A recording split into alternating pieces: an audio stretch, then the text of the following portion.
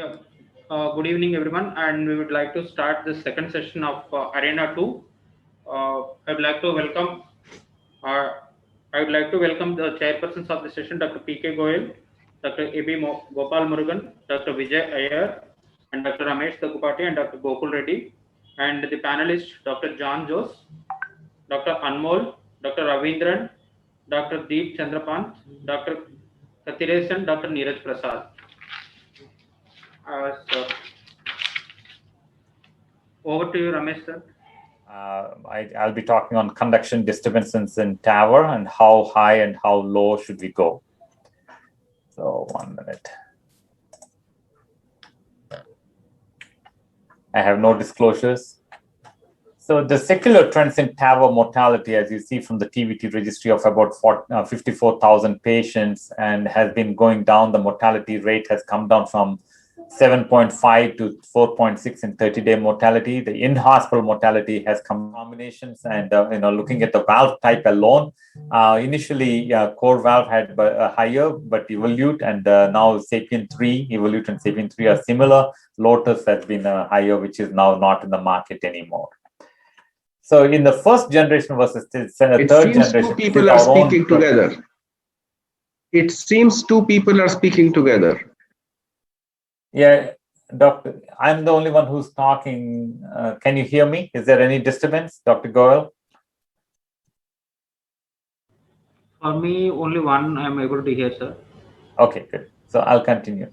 So in our database of nearly 1,000 patients, when we did the first generation versus third generation Evolute Pro Plus, I think not knowing exactly the depth of implantation, we had higher chance of pacemaker rates in the third generation as compared to the first generation of self-expanding, or even with Sapien XT versus Sapien 3 valves. Okay, so because of the outer skirts that we have seen.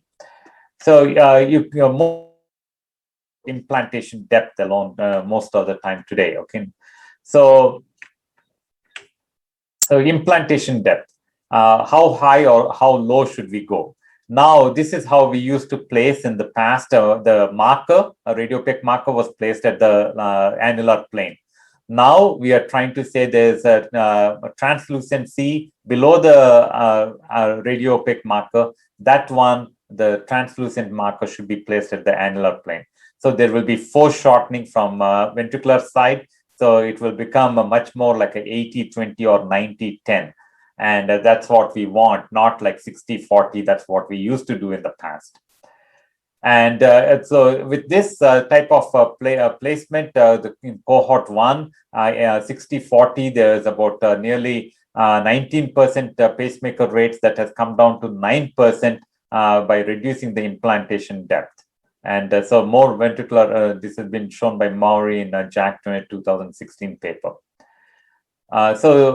Knowing where the membranous septum is important. If the membranous septum is only 4 millimeters, we don't have to worry. If it is longer, then we have to worry about how deep we should keep the valve. We should not keep it the valve that deep, because that can result in more pacemaker rates. And I think this has been discussed in the past morning case as well. In people who have the membranous septum, here, as you can see, if you go deeper, then you can impinge on this left bundle branch block or his bundle and cause a bundle branch block in these patients. So membranous septum length represents an anatomical landmark for the emergence of the his bundle into the left ventricle. So where is the membranous septum? I think this is where the ventricular septum comes, that you can see on the CT, and you can measure it, and you can make an impact that only you don't go deeper than this part.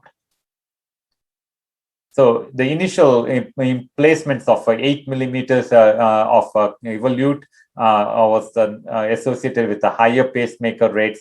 But when you reduce the pacemaker rates to less than 4, the depth of Evolute to less than 6 or 4 millimeters, the pacemaker rates have come down.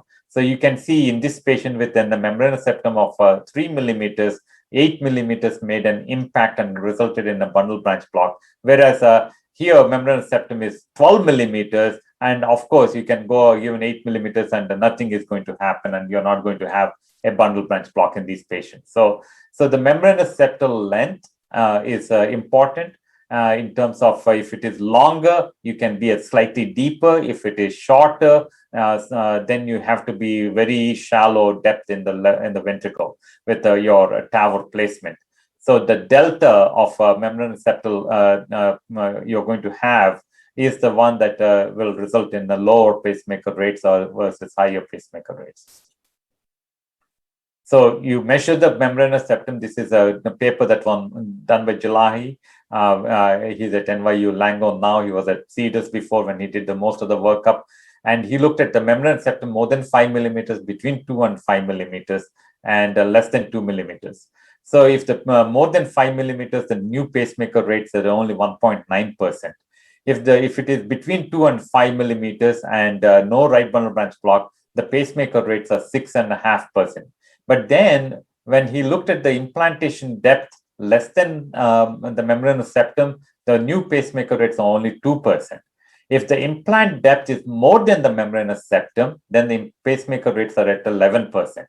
So I think that is very important to understand. And how about in people who have membranous septum less than 2 millimeters? New pacemaker rates were initially thought to be as 18%.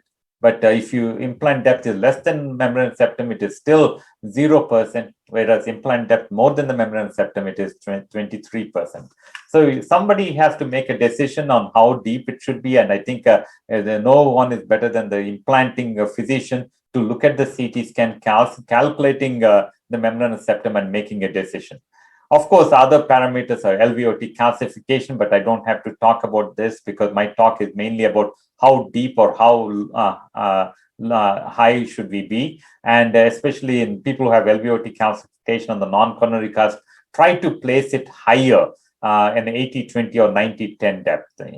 So from Mauri, again, she presented this data that the people who have the left coronary cusp calcification more than 13.7, the volume of calcification is calculated here, have a higher chance. And in the right, if there is more than 4.8 cube millimeters, and there's a higher chance of pacemakers. So the implantation depth of more than 25% of the ventricle, that is 75-25, resulted in more pacemaker rates in these people with the high calcium. So you can calculate, give a calcium score, people with right bundle branch block, implantation depth more than 25%, and the LVOT calcification on the left or right. If somebody has all these parameters, the pacemaker rates are going to be in the 87%. If only one of them is there, it is 1%.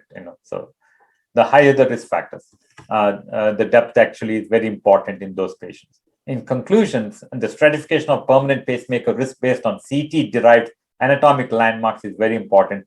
Modification of implantation technique is also the most important. You can be higher nowadays without causing any problems. Unless you're trying to post-dilate, you want to have enough depth so that the valve doesn't pop out. The valve enhancement, you always have to balance out paravalvular leak versus permanent pacemakers.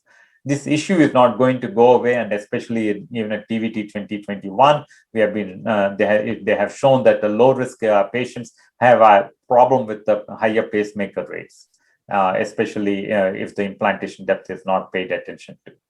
Thank you very much for your attention.